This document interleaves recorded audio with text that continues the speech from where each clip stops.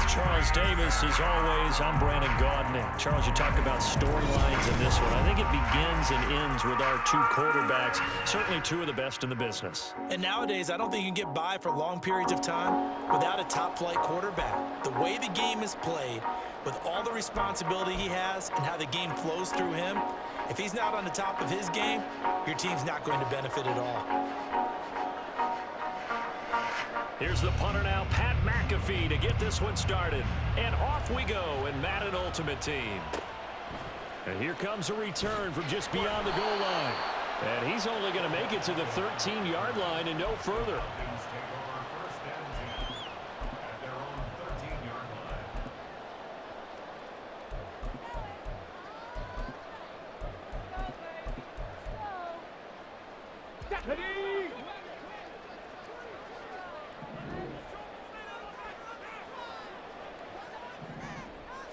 Opening play, and Stroud will throw it. That's caught. Puka Nacua. And he's going to get this one across the 30-yard line. An early statement on the game's first play. 18 yards and a first down. Certainly no settling into the drive there. They came right out on the first play and attacked the middle of the field for a big gainer and a first down. Line of scrimmage, the 31 now on 1st and 10.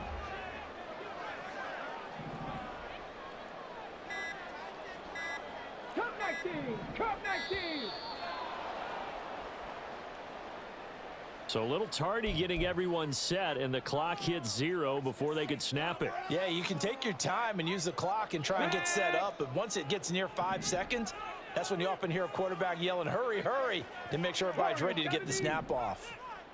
Roll, roll, roll.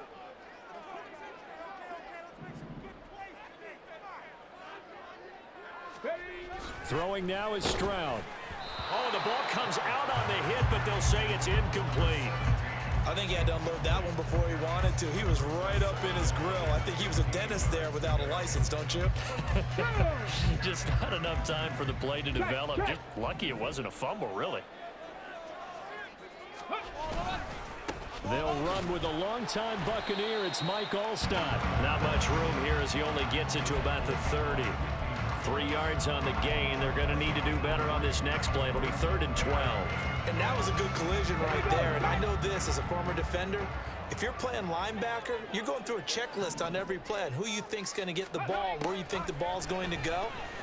Rarely do you expect the fullback position to get it. And on that play he did. So you got to steel yourself at that point because the contact is going to be strong. So on now is the punter, Pat McAfee, to kick this one away. An audible here to get a new look.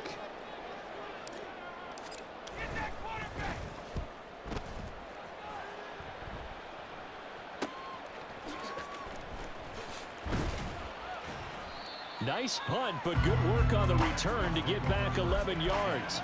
And the Texans will take over with a 1st and 10.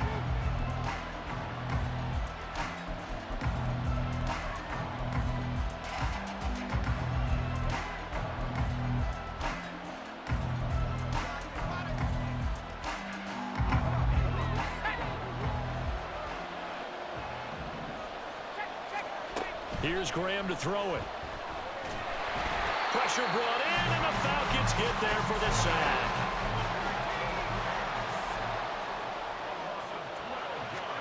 From the gun, it's Graham. Wide open receiver complete. And he'll be taken down, but not before they work it across midfield. Give him 32 on the play.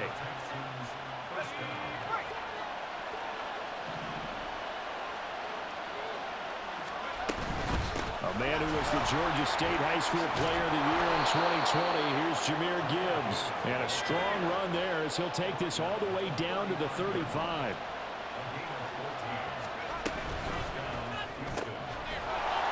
And that is incomplete. Well, the coverage a little too good there, and it's 2nd down. This is really impressive because when the offenses are running RPOs, things move very quickly. Fake, ball's out of his hands, and they're trying to hit him in the gaps downfield. And instead, the defender reacts so well that he makes a play on it, and the ball falls incomplete. The throw down the field, caught by his running back. And he's brought down, but not before he reaches the 8-yard line. That'll be marked as a 27-yard pickup.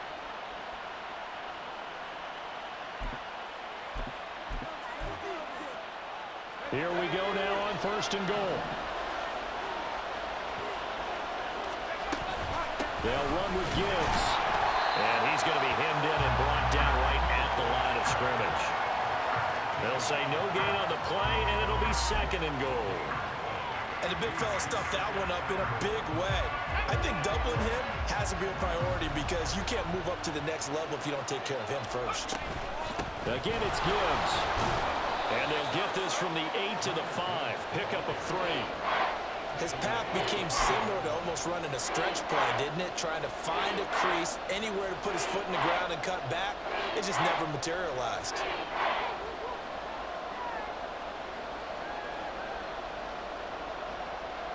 Big play coming here. It's 3rd and goal. They'll try and run it with Gibbs. And he gets into the end zone. Touchdown, Houston. Jahmyr Gibbs, a 5-yard touchdown run. And the Texans are on the board first here this afternoon.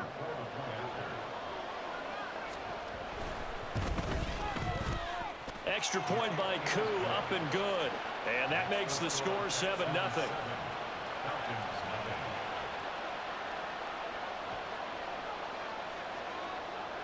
Now after the touchdown, here's Pat McAfee to kick. From a couple yards deep, he'll bring it out of the end zone. And he's able to get it across the 20 to the 25-yard line.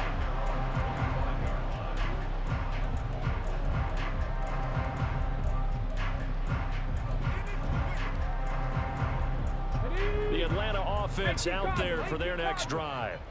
Over on the sideline, hoping to hit that reset button between possessions. Last time out, they had to punt it away. This time, hoping to finish this thing off in the end zone. And this will be a Falcons first down as he's got this past the 35 to about the 37.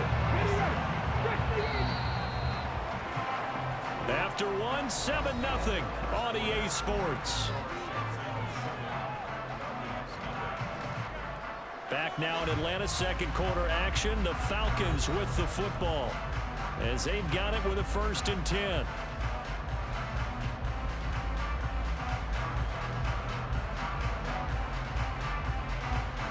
Here we go. 70 Rangers. Go. Here's Stroud. This is caught by Williams. And he slips up past the 45 before being tackled. It's a gain of 11, and the Falcons pick up the 1st. And as a quarterback, you're always pleased when you can use all the weapons at your disposal. Here he spots his fullback underneath, gets the completion right there for a nice pickup. Play action. Here's Stroud. Oh, he's got a man wide open, complete. He's going to go out of bounds, but he takes this one down just shy of the 20. It'll go as an impressive 31-yard gain.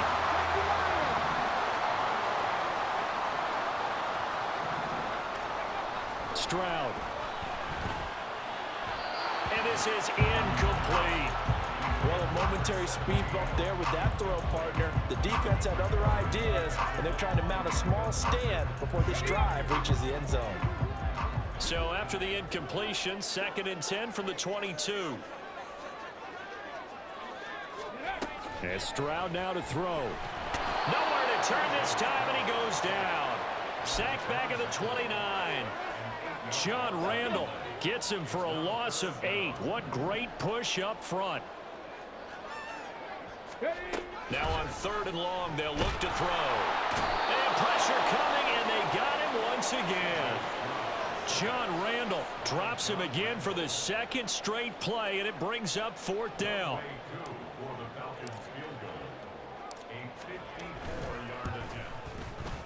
Koo knocks this one through the post. And they are on the board, but still trailing. It's 7-3. So from an offensive perspective, at least able to get on the board here right in front of the 2-minute warning. Yeah, now it's time to talk about complementary football, isn't it? Because if the defense can force a 3 and out, there could be enough time on the clock that they can get the ball back for their offensive guys and maybe put some more points on the board before the half. And the decision to bring it out, not a good one, as he's tackled at the 15.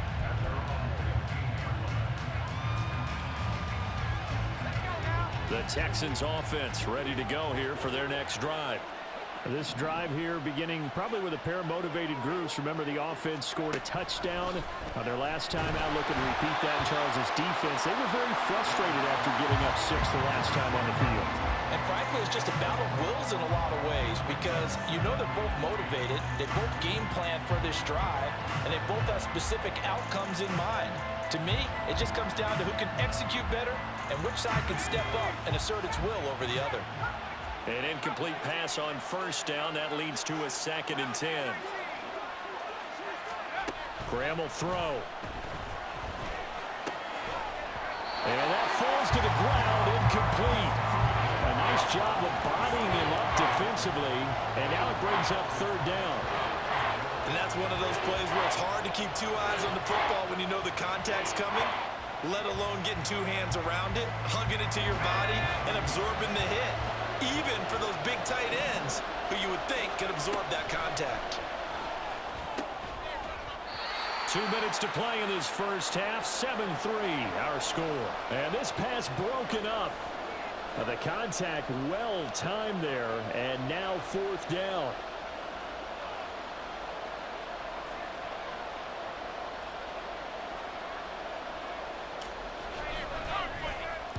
So they're forced to punt on 4th as this one's away. Beckham the return.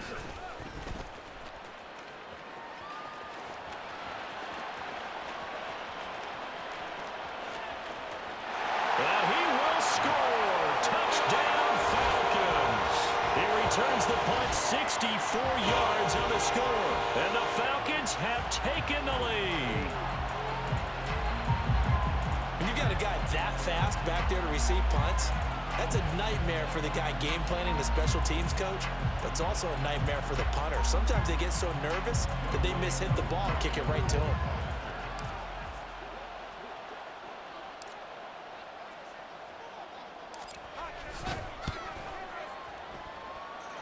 Crew able to connect on the extra point, and the lead is now 10-7.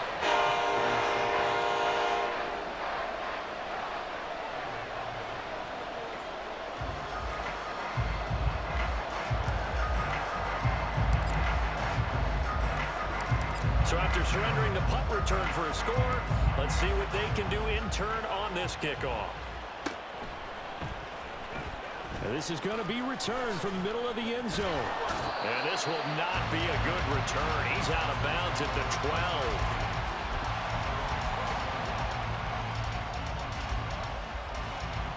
Houston's offense already at the line, set to get going. As we eke closer and closer to intermission, Charles, remember last time out they punted. They would love to get points here, especially if this is going to be their final possession of the first half. Yeah, and this is what close games feel like because the pressure is on both sides, but sometimes the pressure is a little bit higher on the team with the slight edge because they're trying to hold on to that, trying to increase it. Let's see how this one continues.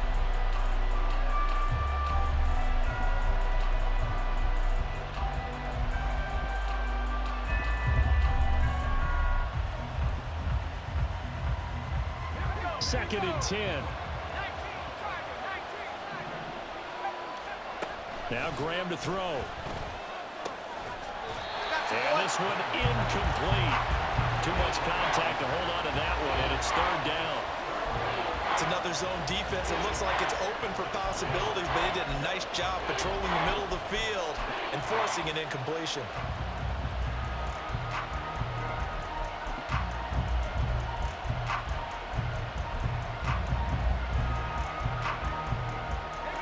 An incomplete pass on 2nd down. It muddles things a little bit here. This is 3rd and 10. Graham going to set up to throw. And he's going to be brought down. Back at his own 6-yard line. Now the Falcons going to use one of their timeouts. As the stoppage will come with a little under a minute to go in this first half.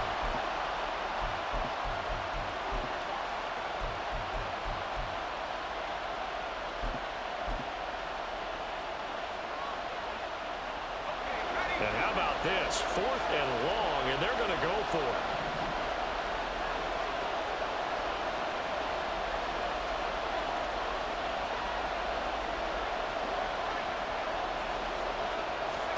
They'll try and throw for it with Graham.